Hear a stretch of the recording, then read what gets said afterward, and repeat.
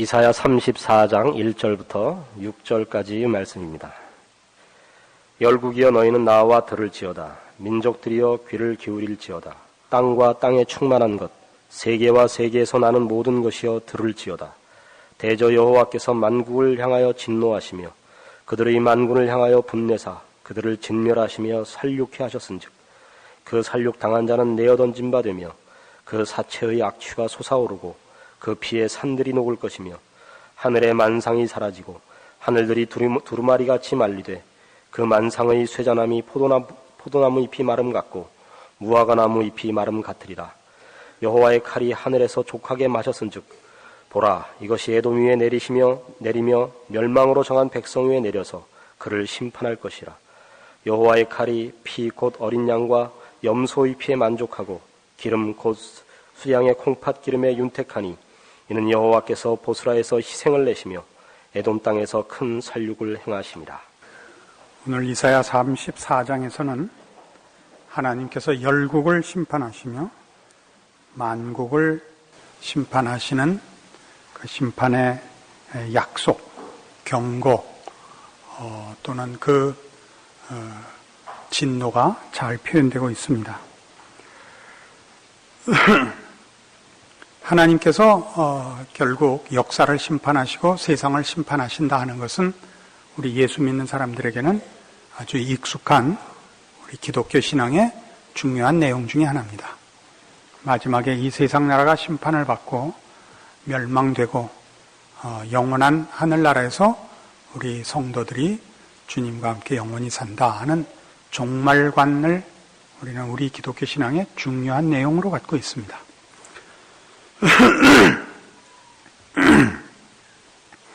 이런 종말관은 이 세상이 끝이 나고 악한들이 그 벌을 받고 예수를 믿은 사람들이 보상을 받는다 하는 차원보다 사실은 더 큰 의미를 가집니다.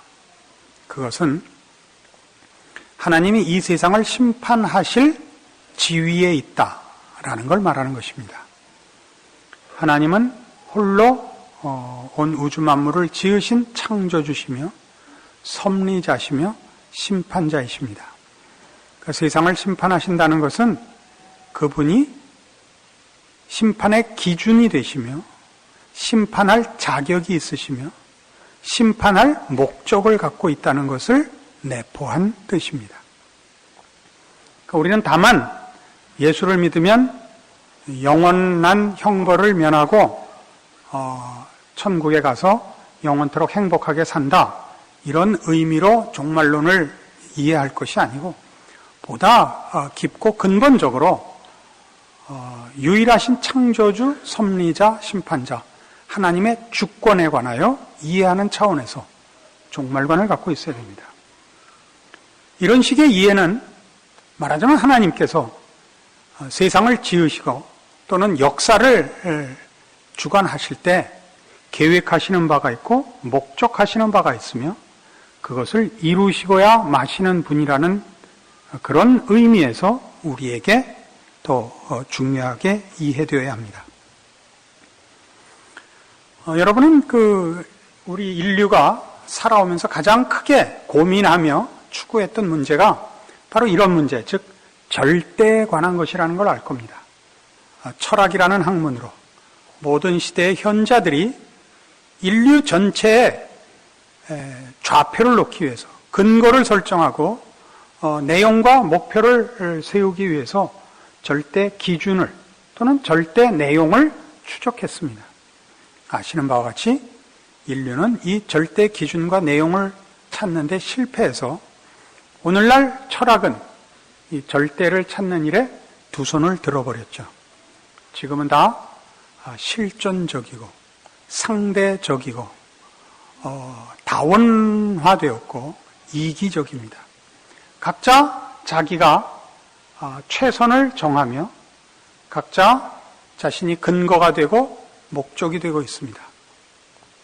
그것으로 인하여 이 세상은 선진국이든 후진국이든 차별 없이 사실은 모두가 다 혼란과 무질서와 공허함 속에 있는 것이 사실입니다. 이 공허함을 메꾸기 위하여 우리는 감히 짝할 수 없는, 절대 진리와 가치와 짝할 수 없는 현실적인 순간의 어떤 물질적인 것, 쾌락, 이런 것으로 우리의 삶의 고급한 내용들을 대체해버렸습니다. 이런 하나님의 심판은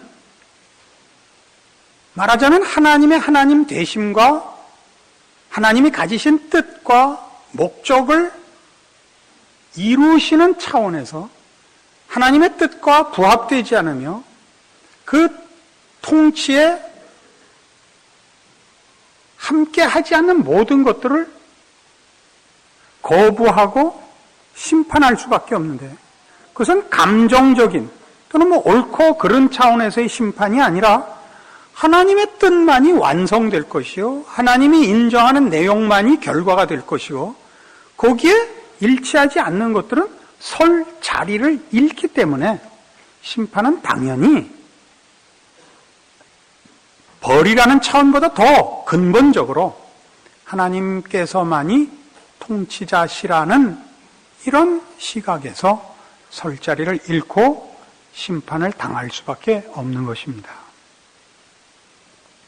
우리가 세상의 불의한 자들이나 하나님을 모르는 자들이나 죄악된 삶을 사는 자들에 대해서 감정적인 보복을 요구하는 것이 신앙의 자세가 아니고, 그건 없어질 것이요, 설 자리를 잃을 것이요, 잠시 세력을 잡은 것에 불과한, 지나가는 것에 불과하다는 안목을 갖는 것, 이것이 종말관입니다.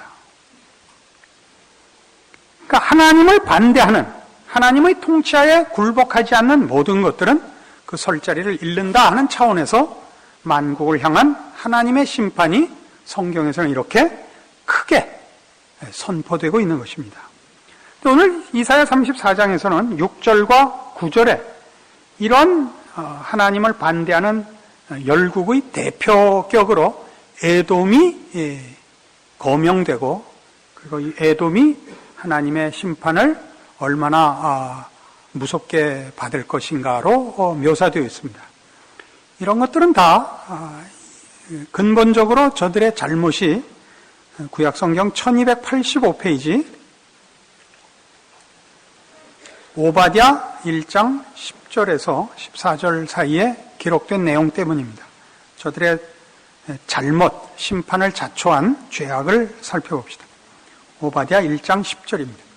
내가 네 형제 야곱에게 행한 포악을 인하여 수욕을 입고 영원히 멸절되리라. 내가 멀리 섰던 날 곧 이방인이 그의 재물을 늑탈하며 외국인이 그의 성문에 들어가서 예루살렘을 얻기 위하여 제비 뽑던 날에 너도 그들 중 한 사람 같았었느니라.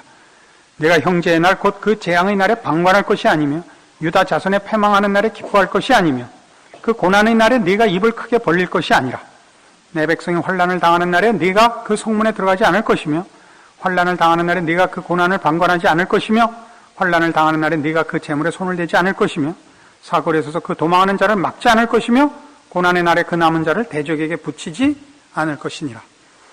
그러니까 에돔이 무슨 잘못을 했느냐?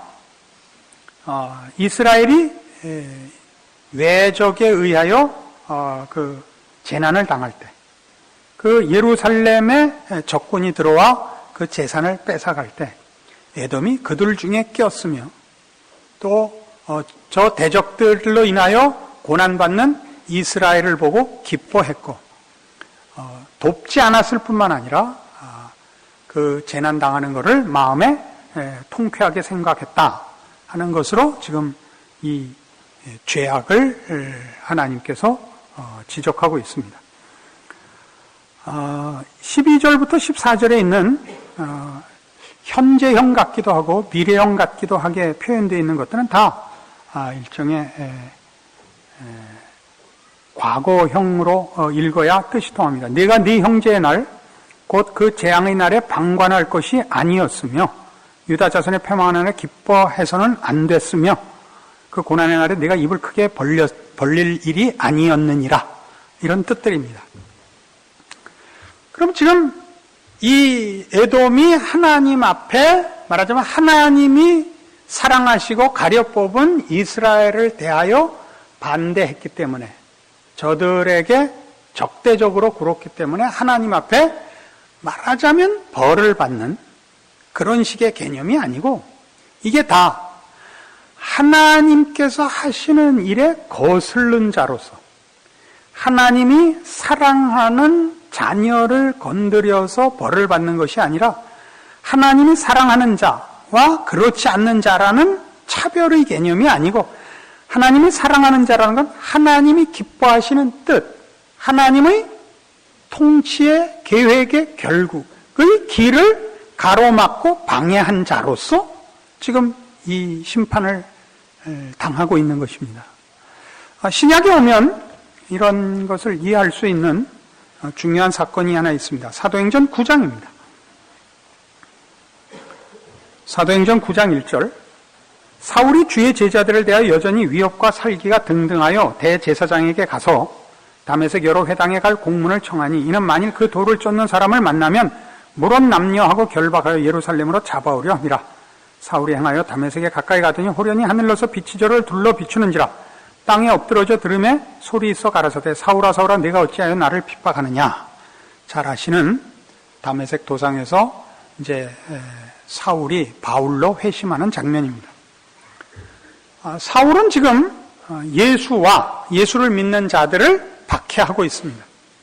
그들을 잡아 죽였고 또 그렇게 하려고 다메섹으로 가는 중에 예수님을 만납니다. 예수님이 사랑하는 그의 성도들을 왜 핍박하느냐라고 묻지 않고 네가 왜 나를 핍박하느냐라고 사울을 꾸짖습니다.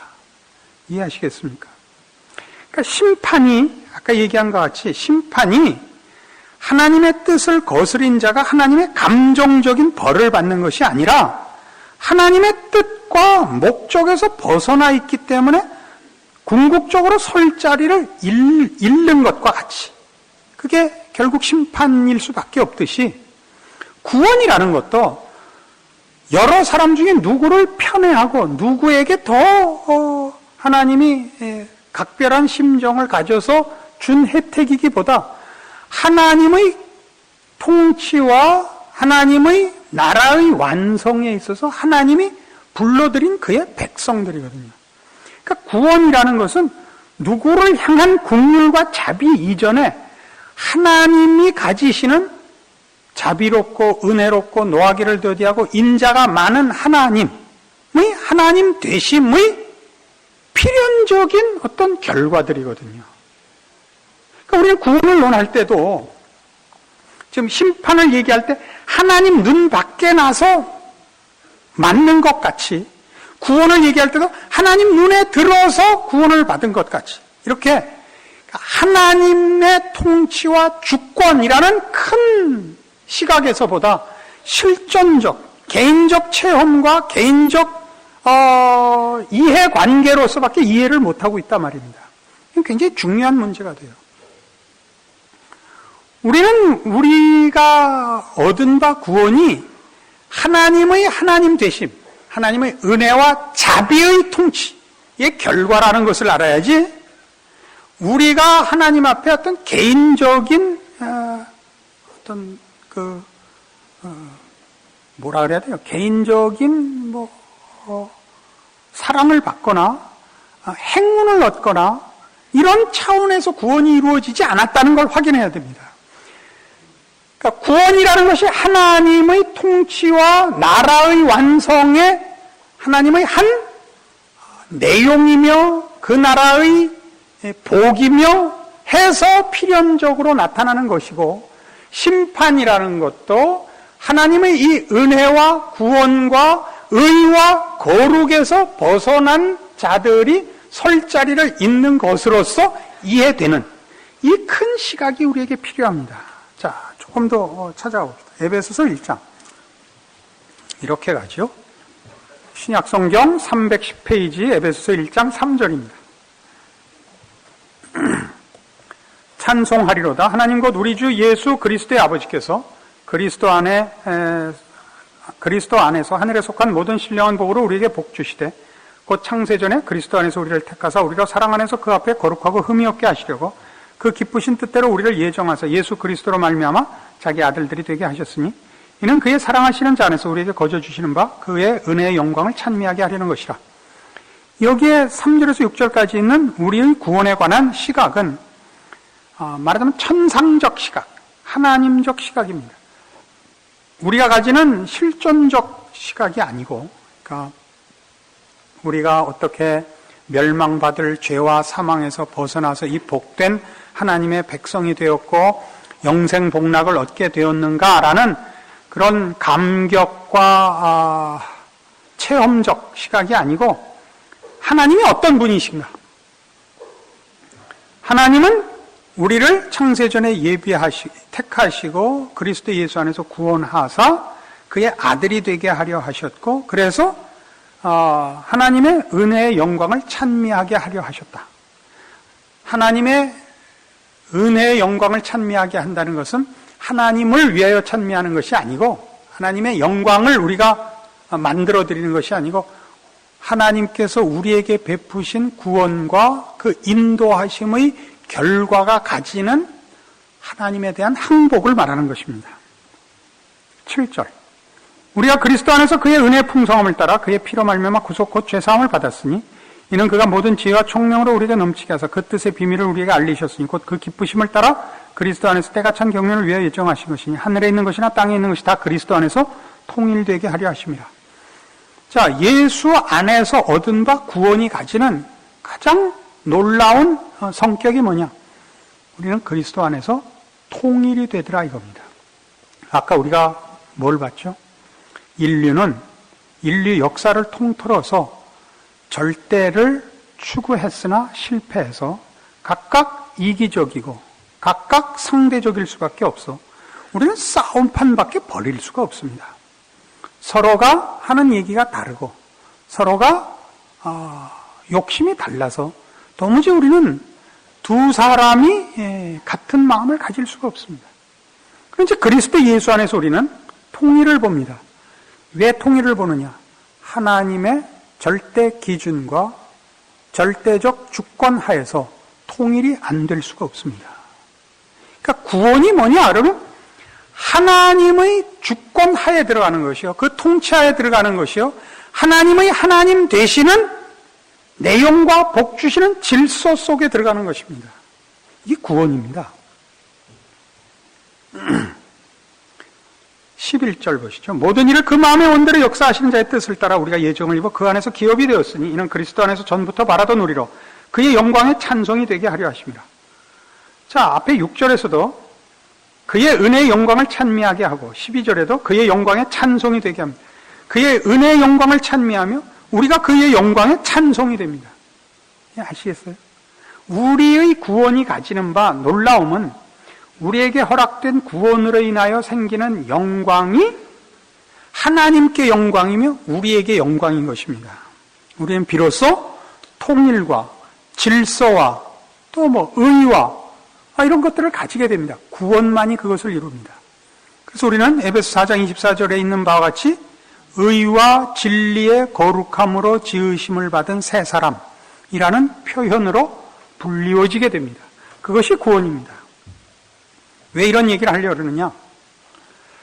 우리는 구원을, 그러니까 지금 종말론적 신앙관을 가진다고 하면서도 우리의 종말관은 너무 범위가 작아서 난 예수 믿었으니까 영생 복락을 얻고 너는 안 믿었으니까 지옥에 간다 하는 정도로 밖에는 그의 신앙에 있어서 이 구원이 차지하는 범위가 적습니다.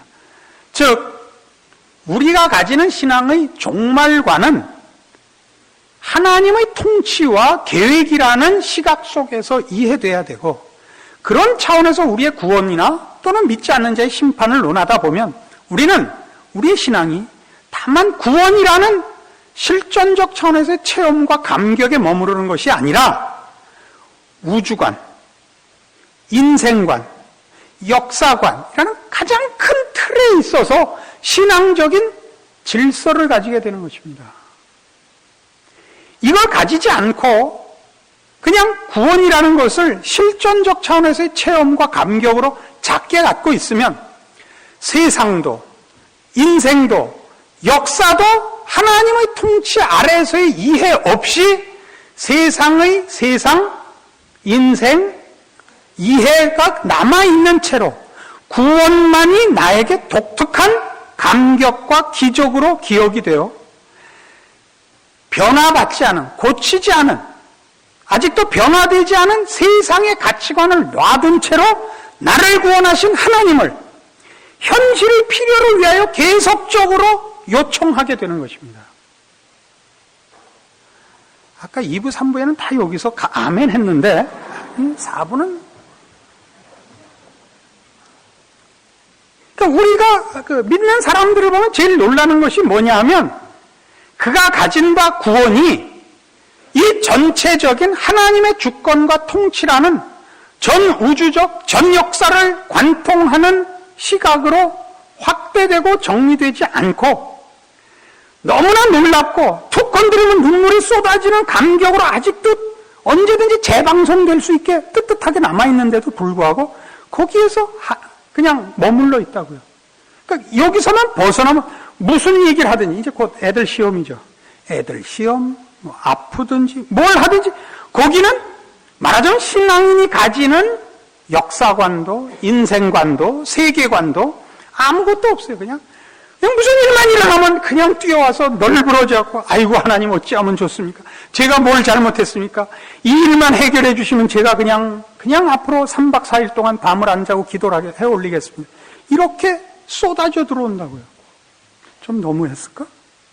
저는 뭐 아주 가까운 사이는 아니지만 하여튼 이렇게 알고 좀 지내는 미국 친구가 하나 있습니다. 어떤 미국 정부에서 일하는 사람으로 중요한 임무를 띠고 한국에 와서 일하는 사람입니다. 그 친구 보는데 제일 미안했던 때가 언제였냐면 삼풍백화점 무너졌을 때하고 성수대교 무너졌을 때 참 보기 민망했습니다. 근데 그 친구는 그냥 씩 웃었습니다. 왜 나는 가슴을 졸이고 갔고 얼굴을 못 들고 그 친구는 씩 웃었을까요? 그는 우리나라 사람이 아니니까요. 우리나라가 그런 게 아니니까. 나는 우리나라니까. 가슴이 정말 조여오죠. 우리는 이 땅에 살고 있습니다. 삼풍백화점이 무너지고 성수대교가 무너지는 것보다 더한 세상에 살고 있습니다. 그러나 우린 이 나라 사람이 아닙니다. 우린 천국 백성입니다.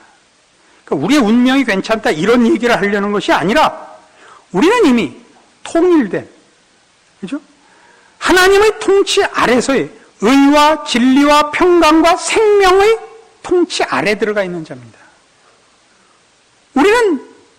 우리가 이 죄악된 세상에서 일어나는 모든 비극과 그 처참함이 우리에게는 우리가 그 현실의 속에 있다 할지라도 그것과 나는 어떤 의미에서 상관없는 것입니다. 안 그렇습니까?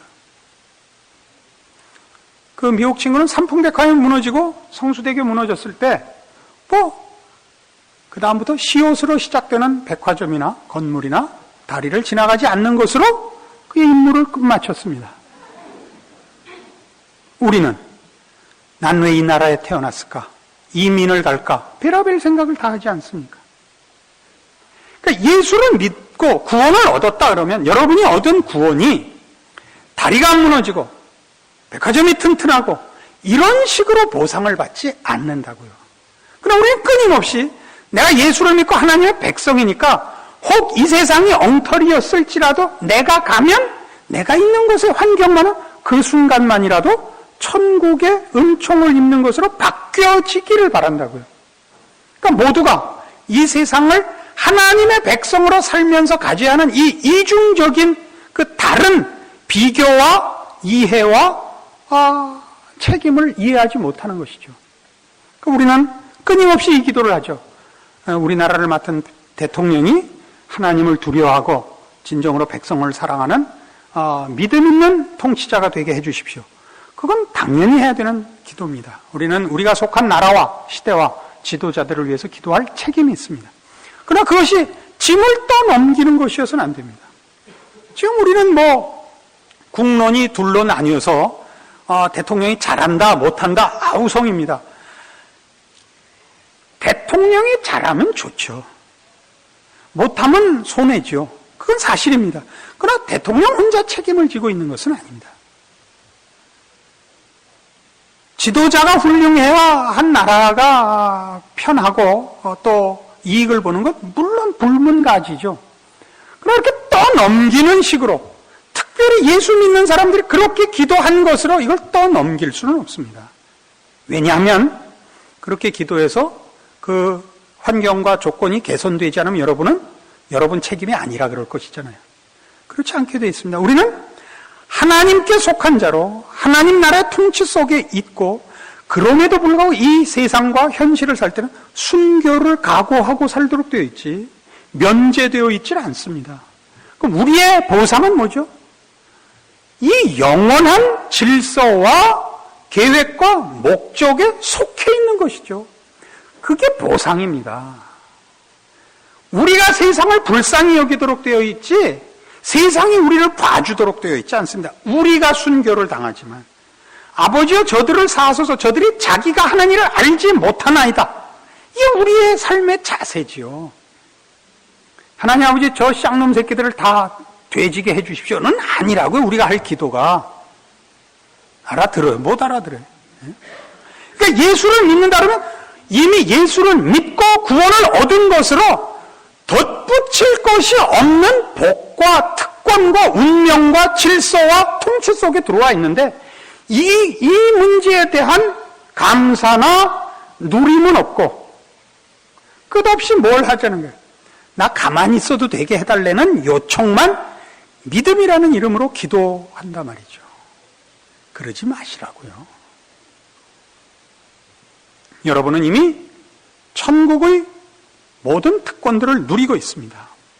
예수님께서 이 땅에 오셔서 생애 동안에 많은 병자를 고치시고 귀신을 쫓아내시고 죽은 자를 살려내셨습니다. 그 의미가 뭐냐? 예수님께서 이렇게 말씀하셨습니다. 안전뱅이가 일어나고 문둥병이 깨끗함을 받고 귀신이 쫓겨나고 죽은 자가 살아나면 그것이 바로 하늘나라가 이미 임한 것이니라. 어떤 의미에서요? 거기 회복이 있고 거기 생명이 있고 거기 의와 평강과 부활과 영생이 있지 않냐?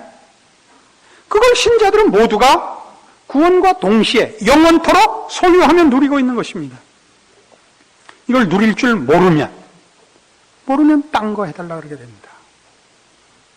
성경이 약속하지 않은 하나님의 백성들의 권리들, 이 세상에서의 복락, 고통을 면하는 형통, 남들 앞에서 자랑하려는 성공, 이런 것들은 우리에겐 요구사항도 소원도 아니어야 합니다.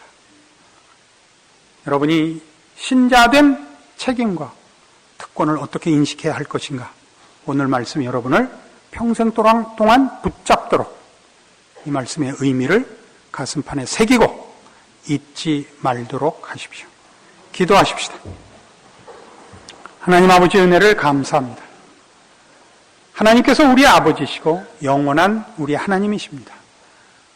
우리는 의와 진리의 거룩함으로 부름을 받았고 영생토록 하나님의 자녀로 이미 그 삶을, 운명을 시작하였습니다. 누가 우리에게서 이 생명과 진리와 또 의와 거룩을 빼앗을 수 있겠습니까? 그리고 우리가 이 세상에서 무슨 다른 소원과 욕심이 있겠습니까? 하나님, 우리의 신자된 특권들을 이제 확인케 하사 이 세상에서 살되 하나님께 속한 자로서의 그 빛이요, 그 소금이요, 그 진리와 생명의 증언자요, 또 누리는 자로서의 책임들을 완수하게 하시옵소서. 그래, 우리를 보는 자가 하나님의 존재와 그 통치를 보게 하시며 우리 인생을 보는 자들이 하나님께 속한 백성들의 다른 것을, 그 거룩함을 보고 우리 하나님 앞에 돌아오는 놀라운 결실들을 허락하여 주시옵소서. 예수님 이름으로 기도합니다. 아멘.